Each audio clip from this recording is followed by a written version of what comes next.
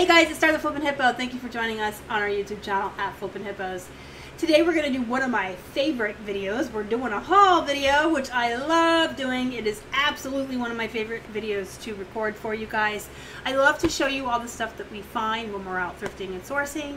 And if I can give you guys tips, tricks, and bolos along the way, that's just an added bonus. So we did not go out to any yard sales this past weekend. We stayed in Saturday and got caught up on a lot of our back end work and got some extra listings and photos done. And then Sunday we went out to one Goodwill, and we only went to one Goodwill for two reasons. One, we did pretty well at the first one. We came out with about $60 worth of stuff, which isn't, you know, that amazing. Usually when we go out on our Goodwill hunting trips on Sundays, we try to get 300 to 400 items to keep us going through the week. But most of you know that we are currently working through our death pile upstairs. We definitely have a goal to get through all of our death pile by the end of October, and so we're trying to buy less so that we're not bringing in more while we're still trying to go through our death piles. But we're also still trying to source a little bit, because if you just cut out sourcing altogether while you're working through your death piles, you're running the risk of missing out on great items that might be at the store. Yeah, it's called FOMO, fear of missing out. But if your death pile is like somebody's about to call hoarders on you, you might want to just stay in. Forget the FOMO, forget what you're missing out on, just stay in and get your death pile listed.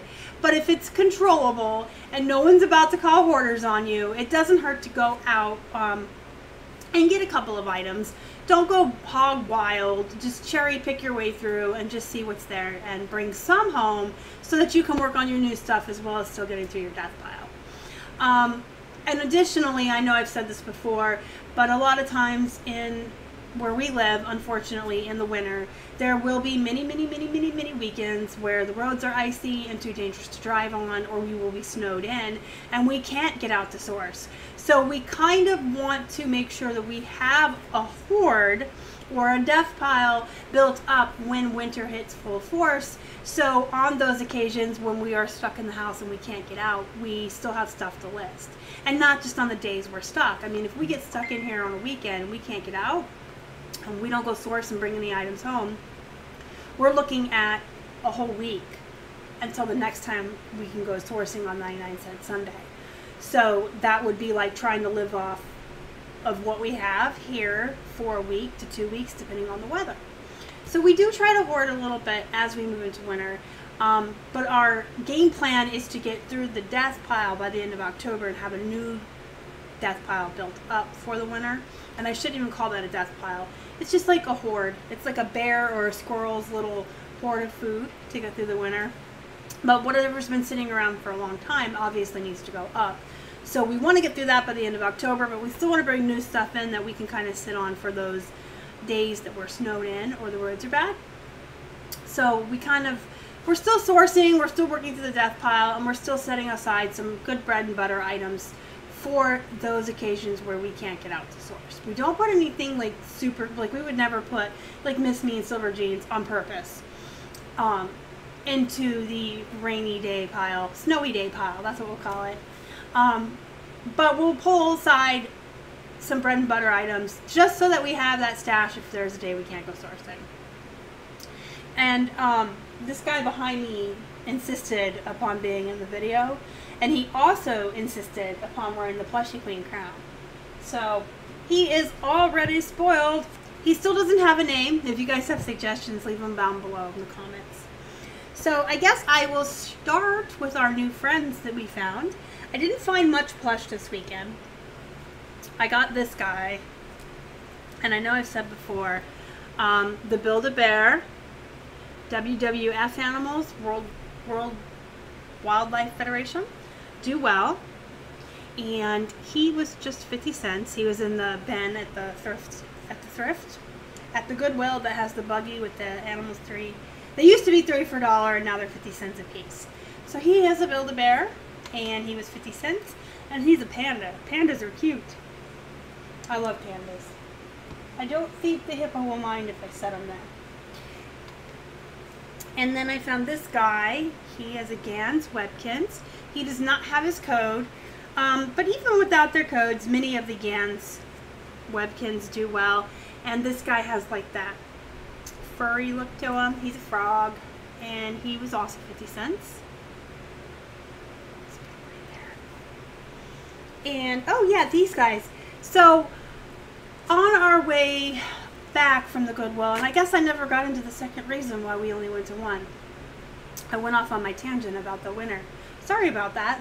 So we had family plans this weekend. I need a drink of water. Sorry. We had family plans over at Keith's grandparents' house for dinner and stuff. And Goodwills around here don't open until 11, and they wanted us over there by like 1:30. So we kind of only made one Goodwill.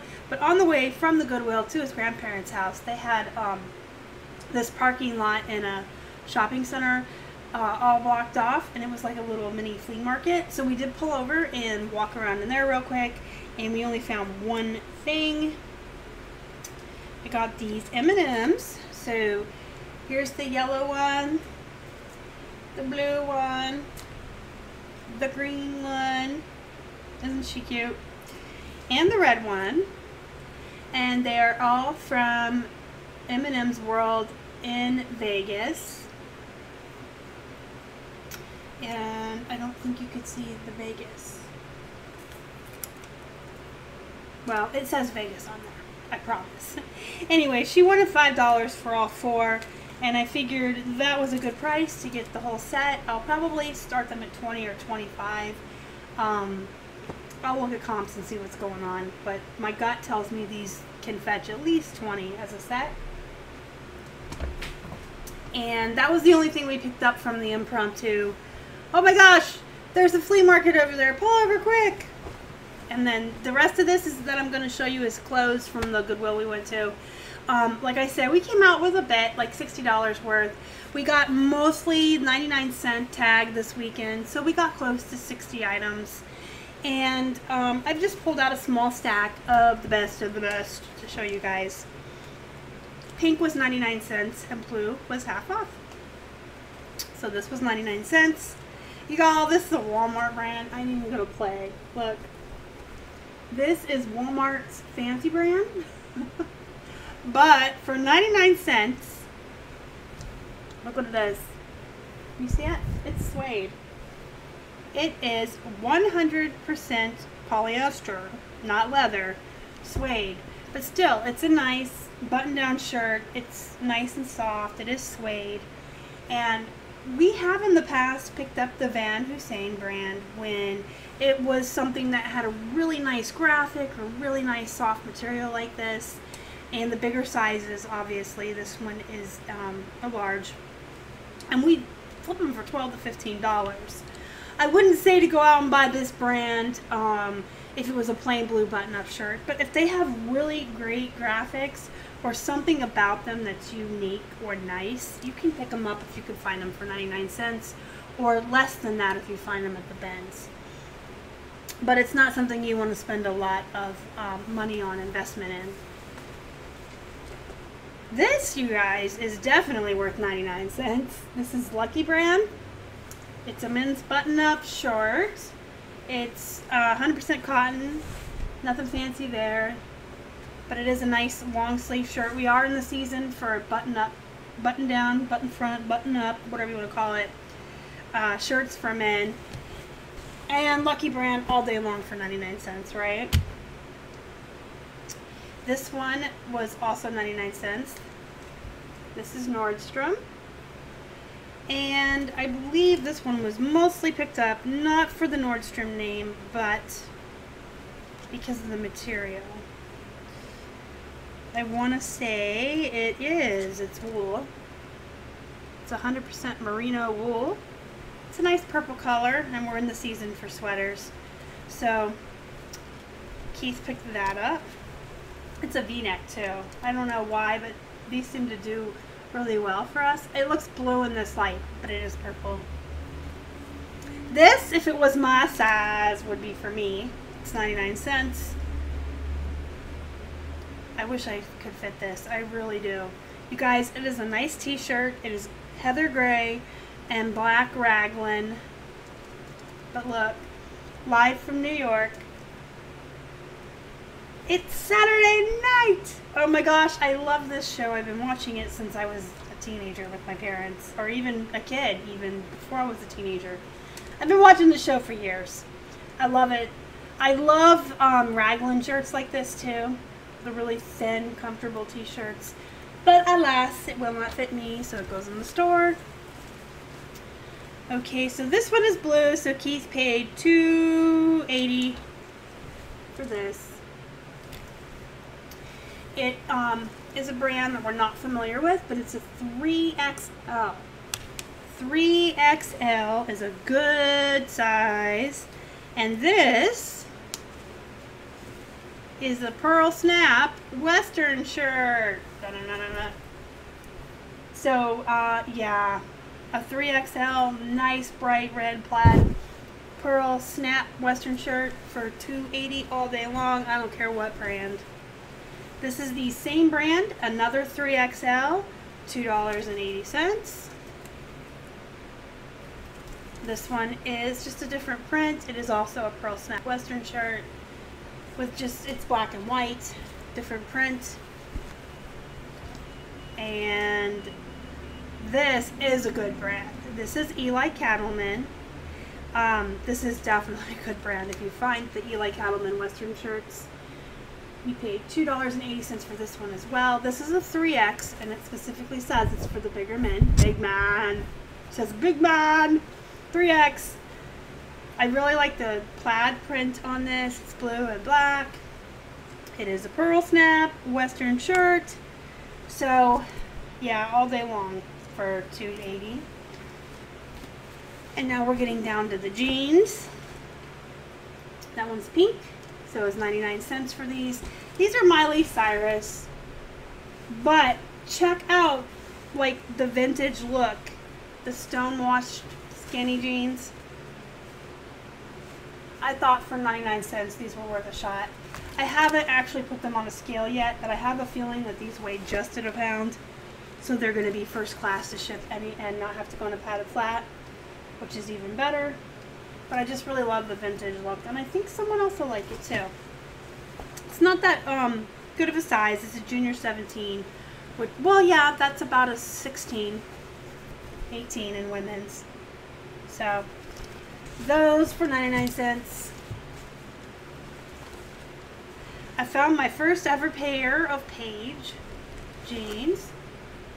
These are the Skyline. And I did pay $3.50 for these. I'm trying to tell you the size.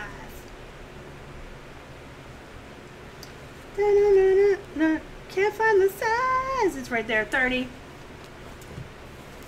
Size 30 waist. These were 99 cents. This is like a bread and butter brand. Baby fat. I do okay with it. I would lump it in with like my mall brands on what I sell it for and how fast it flips and how good I do with it.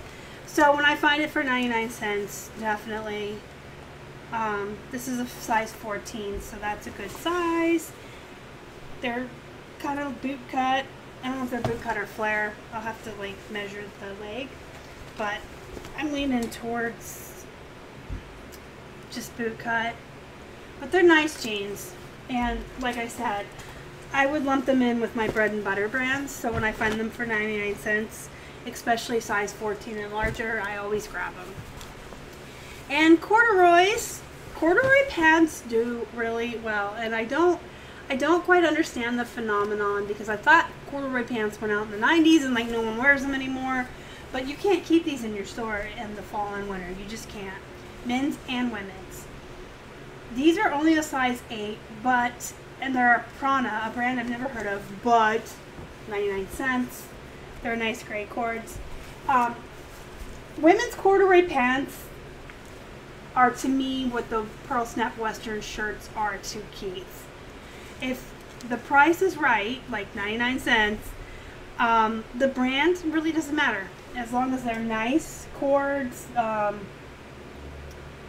I will pick them up for 99 cents because these just fly out of my store. Of course, you know, the better brands you can get the higher prices for, and they'll probably sell a little bit quicker. But corduroy pants and Western shirts are just something that we do really well with, regardless of the brand. And so, at the prices that we can get stuff, we just snatch them up. If you've got 99-cent day or the bins near you, and you find stuff like that, I suggest you get it as well. So that is just a little bit of stuff I wanted to show you guys today. Not a lot, like I said, and this is all the plush. So I only showed you, you know, a small stack of the clothes, but the M&Ms back there and these two guys, these are the only plush I got this week. But that's probably a good thing, because if you watched the joint thrift haul with Alma on my channel with the plush, you know that I admitted my deep dark secret of how many plush are sincerely in this house that weren't listed. Probably about 400 plush that in my death pile. So I got lots of friends that need their photo shoots and need to be listed to find their new forever homes, and so bringing home less isn't necessarily a bad thing.